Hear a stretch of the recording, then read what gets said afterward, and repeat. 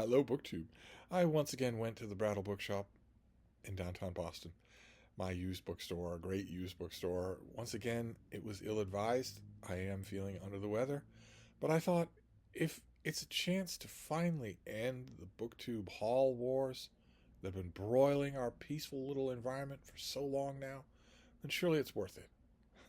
So, selflessly, I went to the Brattle, and like a modern day saint, I sacrificed myself for peace and a pile of books, which I got and which I want to show you. I got a pile of books. I am not going to the Brattle tomorrow. Plain and simple. I'm not. But it's easily possible to go consecutive days. For a long, long time, I worked in a retail bookstore around the corner from the Brattle and went every day, literally every day. Always found something, usually a bag full of something. And the key isn't how much stuff I find and how sure or unsure I am that I'm going to keep it all. The key is to have a back door open. The key is that you're cycling through books. You're getting rid of them as well as taking them in. And I am. So I get these piles of books hoping for things of real interest, keepers, knowing that a certain percentage of them will wash back out again. It won't be that I need to make room for all of these things all the time forever. Uh, so I got a pile of books, and also ephemera. And I tell myself every time I go to the Brattle, don't get ephemera. but I got 2 issues of the old Savage Sword of Conan. The black and white Conan the Barbarian magazine that accompanied the 4-color comic book that was on the newsstands. And I confess, I mean, I have all of Savage Sword of Conan as ebooks. I confess, I got both of these for the covers. They were cover buys. This is a Conan cover by Mike Kaluta, the great artist of The Shadow. I don't know how many Conan covers Mike Kaluta did.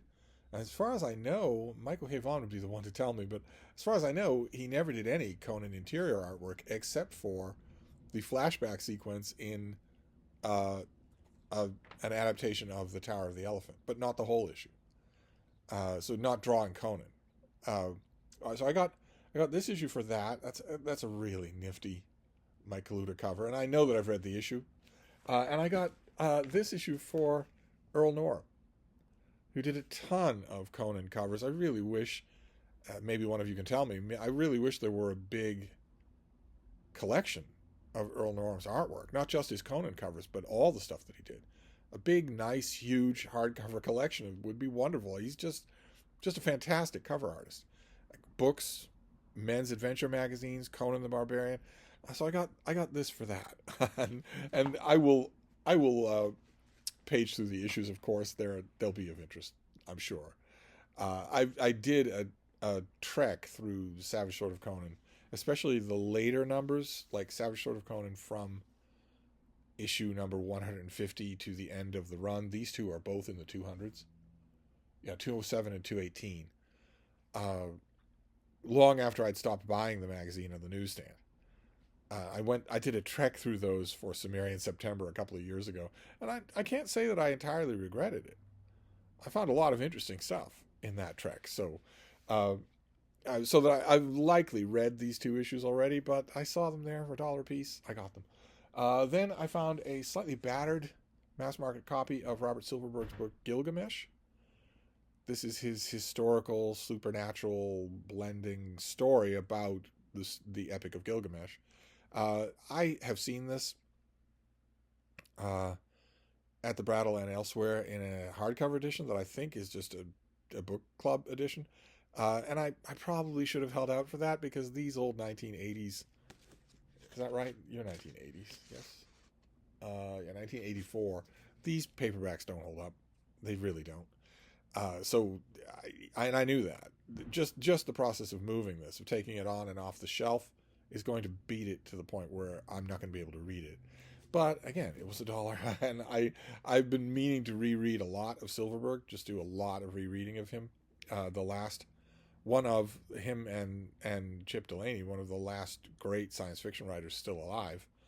Uh, I also got another mass market, actually in better shape than the one from the 1980s. This is from much earlier. Yeah, 1964, not 1984.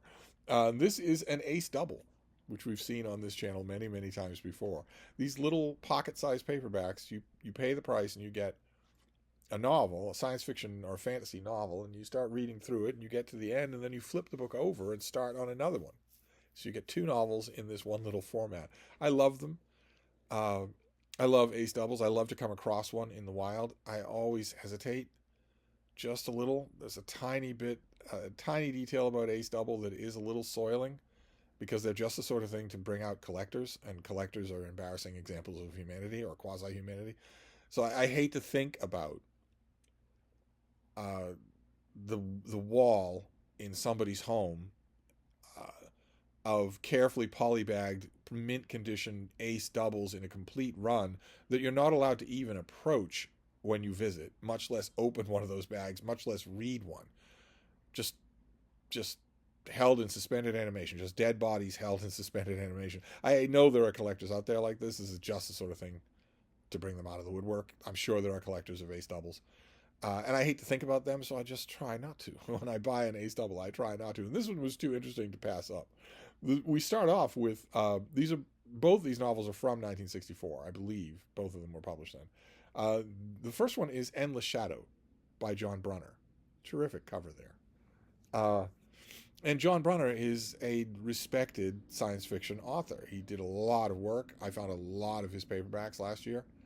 He did a lot of work, but he wrote a couple of masterpieces. He wrote Stand on Zanzibar. He wrote Shockwave Rider. These are great books. These are great science fiction novels. So he is revered.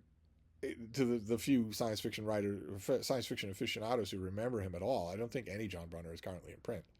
But he wrote some genuinely great stuff, so he is kind of ranked a little higher in science fiction. And he is sharing this ace double with Gardner Fox, who is very much not ranked that way.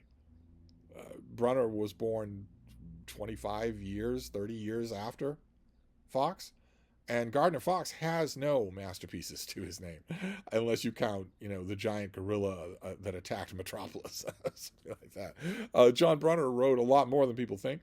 People that know John Brunner from The Sheep Look Up or Shockwave Rider or Stand on Zanzibar, people who know him from his major works don't realize that he wrote, I don't even know, dozens and dozens and dozens and dozens of novels. They don't tend to know that. He was perfectly capable of banging out a potboiler on a mechanical typewriter the same as anybody else. Gardner Fox, no one will ever, I think, be able to estimate how much he wrote for comic books, for tossed off novels, for longer novels, for short stories, for novels written under other names. I don't think anyone, even Michael K. Vaughan, probably does not know how much Gardner Fox actually wrote. And I saw these two together in this ace double and thought, well, isn't this a study in the way that posterity deals with reputation?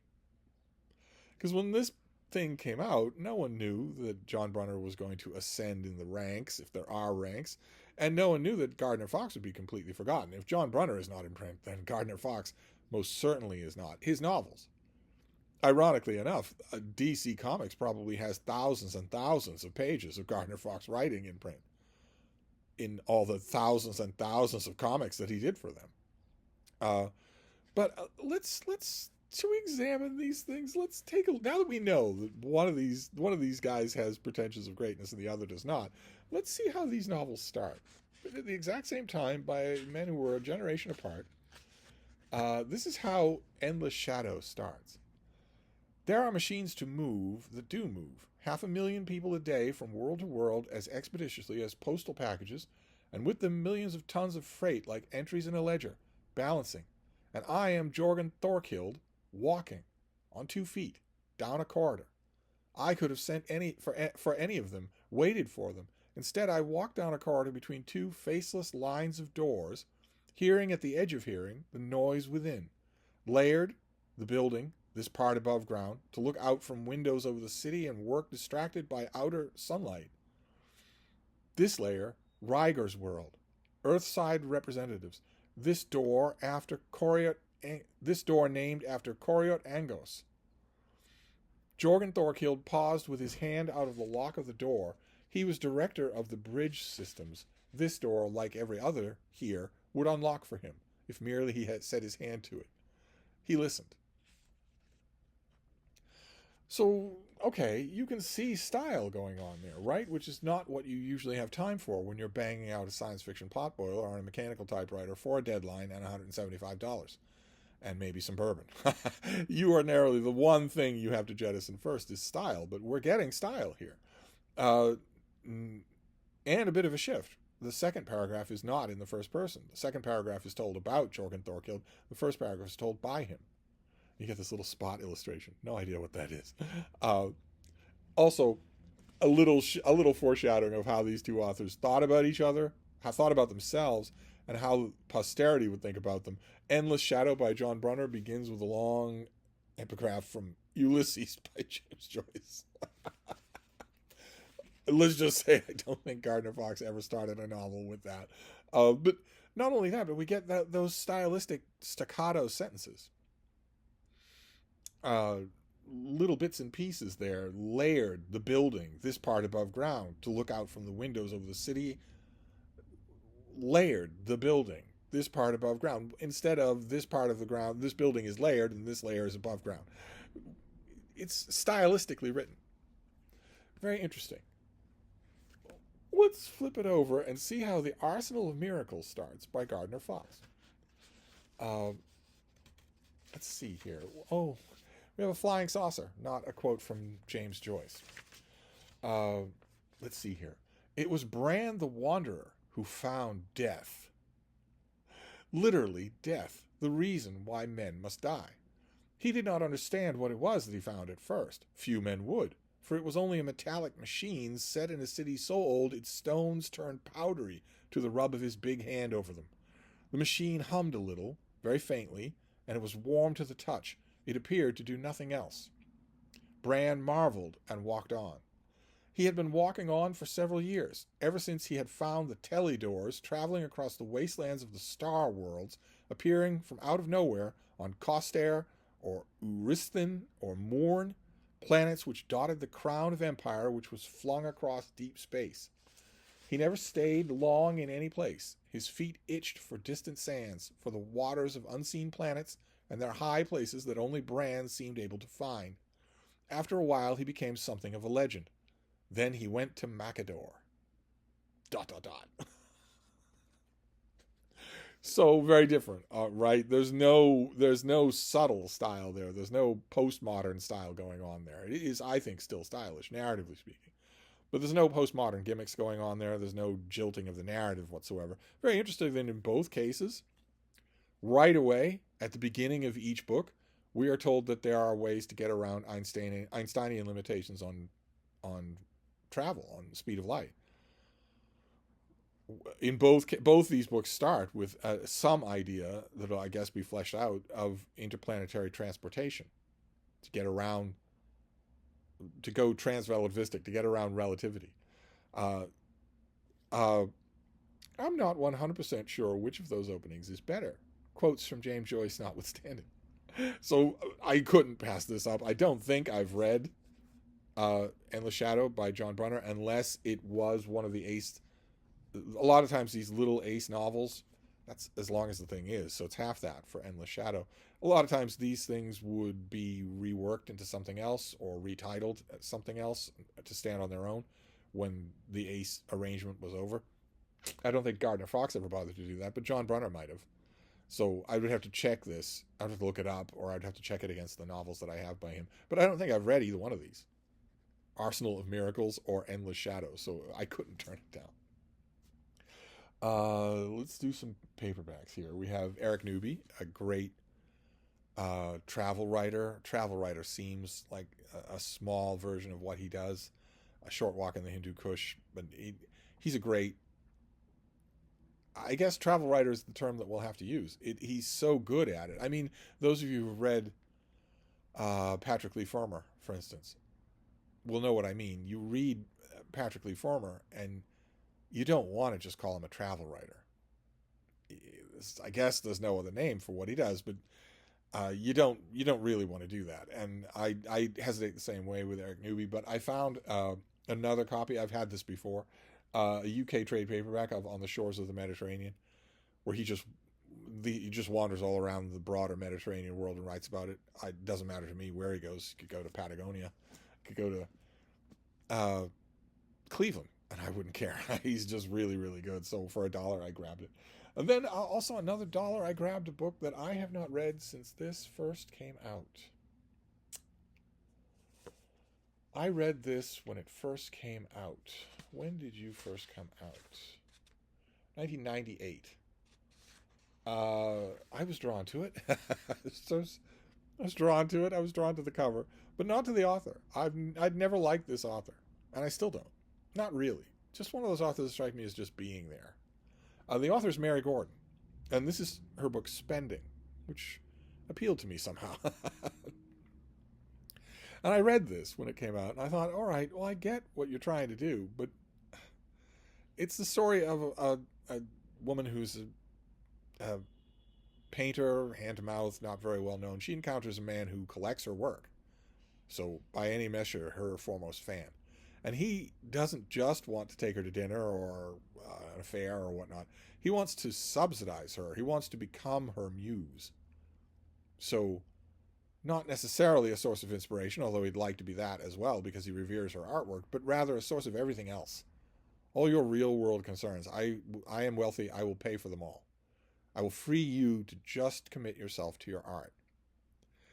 That's an interesting thing to think about. That's an interesting premise. And honestly, when I first read this back in 98, I thought, all right, well, you came up with an interesting premise, but your characters aren't interesting, and you don't pursue that premise anywhere near as far as you could. You don't pursue it as adventurously as you should. When there's nothing stopping you. I mean, you have a contract for the book. I think Mary Gordon had written 6 or 7 books before this. It's not like you're not a known quantity. You could have done anything. Catherine Ann Porter, Muriel Spark would have done more with this premise. And I don't know if I was just maybe in between books at the time or in a bad book mood or whatnot. So I wasn't reviewing books in 1998. And that makes a difference for me. Maybe not for every critic, but it makes a difference for me. When there's an extra level of attention or alertness or firmness of judgment that I have when I am thinking about or know that I might be asked to review a book. Whereas in my wilderness years, I knew that request was not coming. So it's possible that I never really nailed down my objections to this book and whether or not those objections were, as the kids say, fungible. So I'm going to read this again. I saw it on the carts for $1, and I thought that is a sign from fate. Then I found an old Century paperback. These were done by who did this? Houghton Mifflin? Yeah, Houghton Mifflin did a series of trade paperbacks. They're Century editions. They're weird. They're weird production. I wish, again, I'm sure that there's somebody out there who collects them, which is a little bit soiling, but I try not to think about it. They had weird, clothy, textured covers, often very sturdy binding.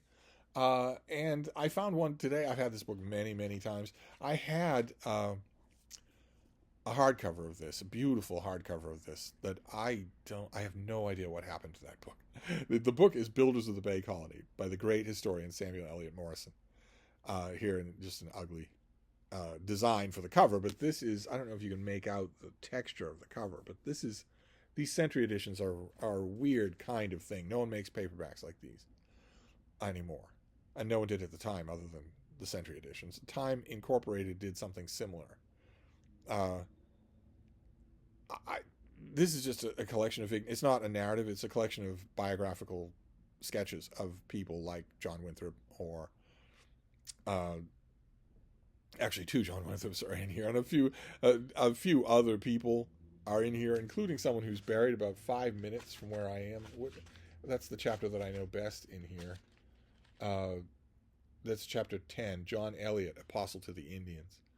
But Anne Bradstreet, William Pynchon, Nathaniel Ward, John Hull, people that don't quite chin their way up to the front lists of American history, so you won't know their name unless you know their name. You won't know anything of their role unless you know New England history. This is wonderful. It's absolutely wonderful to read, as is all of Samuel Eliot Morison. And I have no idea what happened to my pretty old hardcover of this thing. None at all. There's no... I always say, that I had a copy of this book and then I mailed it out to somebody. There's nobody I know who would want it. At all. At all. So I don't know what became of it. I know that I had that copy after my last house fire. So it didn't die in that fire. So what happened to it? No idea. But I now have this as these. I think this might be my only Century paperback at the moment. So I have it. I got it for that reason, a little bit of form factor curiosity, but also as a placeholder. I have found with the Brattle Bookshop that if I grab something like this for $1, the version of the thing that I want will turn up sooner rather than later. I'm hoping for that. I know that sounds irrational, but the Brattle is an irrational place. I had a wonderful visit. It was a bad idea to go. It was a bad idea to go anywhere from staying on this fainting couch, but I had a wonderful visit. I really did. Then we have another trade paperback. This is by Christopher George. This is Terror on the Chesapeake. This is the War of 1812, but it's not the usual high seas War of 1812. Instead, it's Rear Admiral George Cockburn, who was not in charge, but he was a fire-breathing second in command of the British forces, and decided that his warfare all around the periphery of Chesapeake Bay needed to be stepped up, needed to be horrifying, needed to be punitive. He went on to achieve infamy in the United States, fame in the UK for burning the White House. But this is not that story. This is the story of the terror that he inflicted first, and the people who fought back. And I have read this book. This came out. This is the closest thing you can really get to a monograph. This came out in 2000. I think I found it in a charity shop not long after that and read it, and really enjoyed it. It's crammed full. I have big, sweeping, one-volume narrative histories of the War of 1812. I have a few of those. The War of 1812 is... It's overlooked. There are a lot of preparatory school textbooks that barely mention it, but it's incredibly important. I don't know that I would go so far. An old friend of mine used to say that it's more important than the Revolution. I don't know that I'd go that far. But I would tend to agree with another old friend of mine, may or may not have already been mentioned in this video, who said that the War of 1812 is actually just the second act of the American Revolution, that they're actually one war, separated by a breathing space. The same thing was said by a crackpot of my acquaintance about World War I and World War II. So I'm glad to have this again, is what I'm saying. It's one aspect of the War of 1812, but it's still really important. And if I remember correctly, really well done. Then we have another...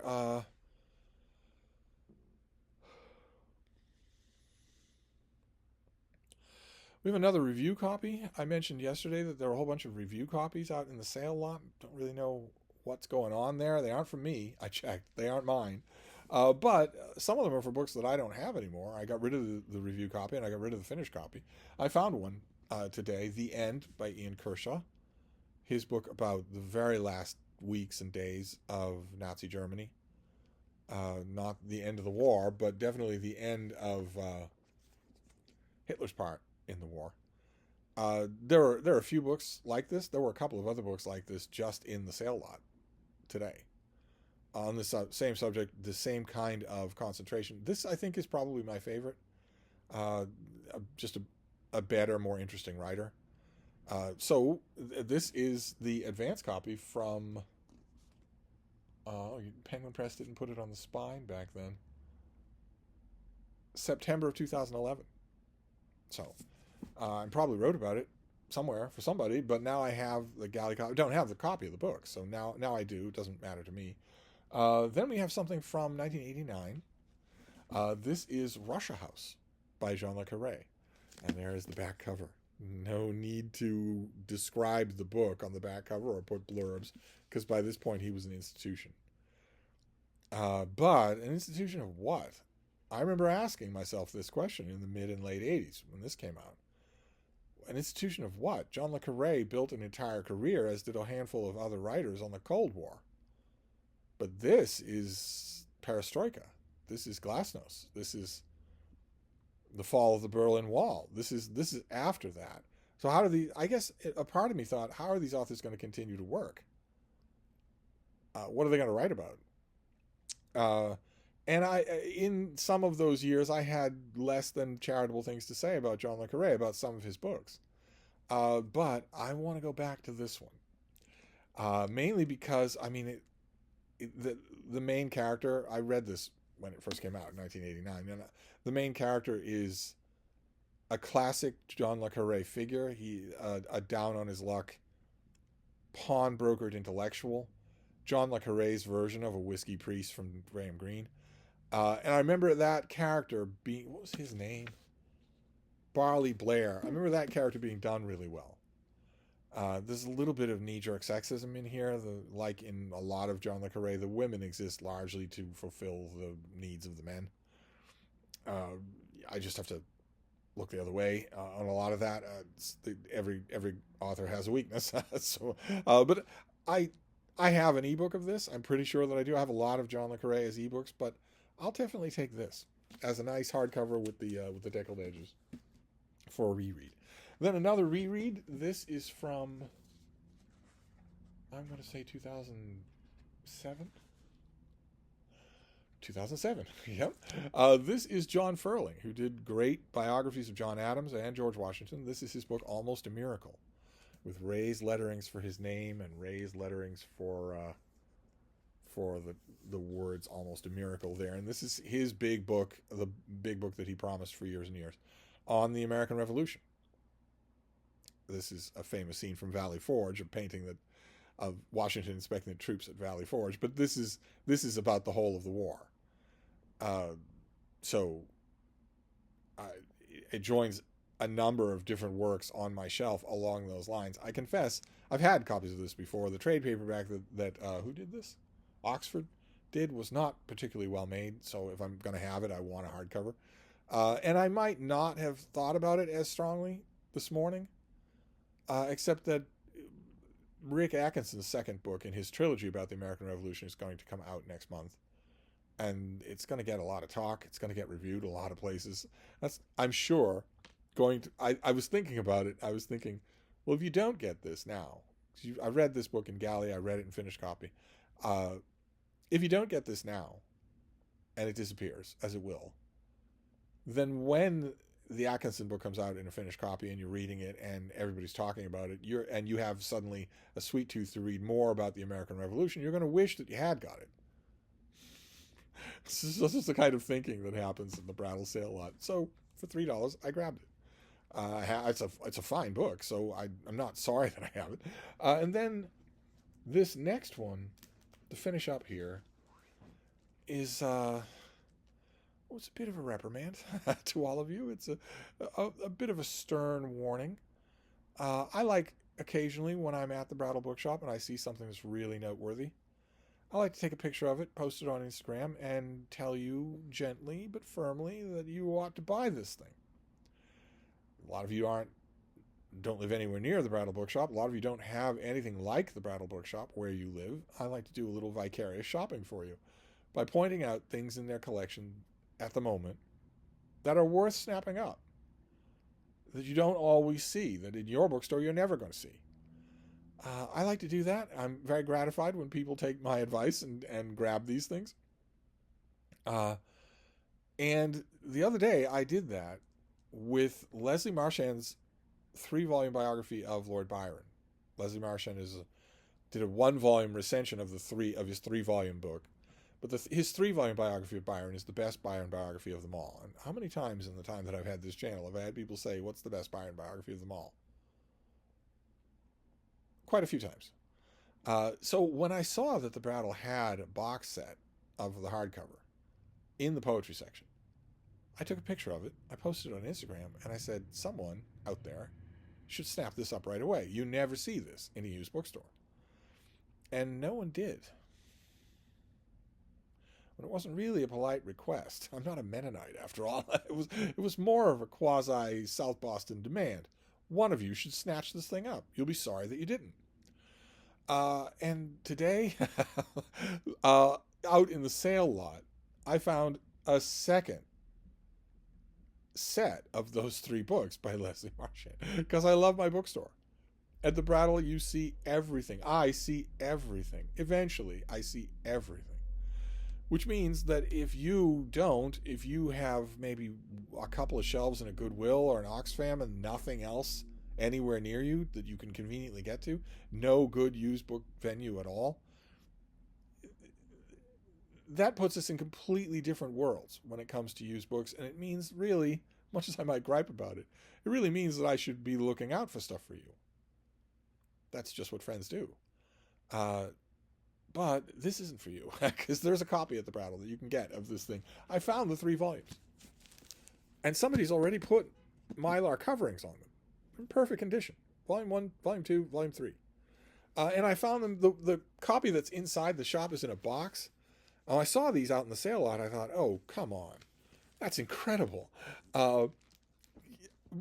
Cumulatively, as much as 1 volume would cost in that box set. But at first I thought, oh, but the box isn't here. And then I remembered, no, I don't. If I get a box set, I'm going to be fighting with it the whole time. So better that I don't have one. This is the whole of Byron's life in the detail that it deserves.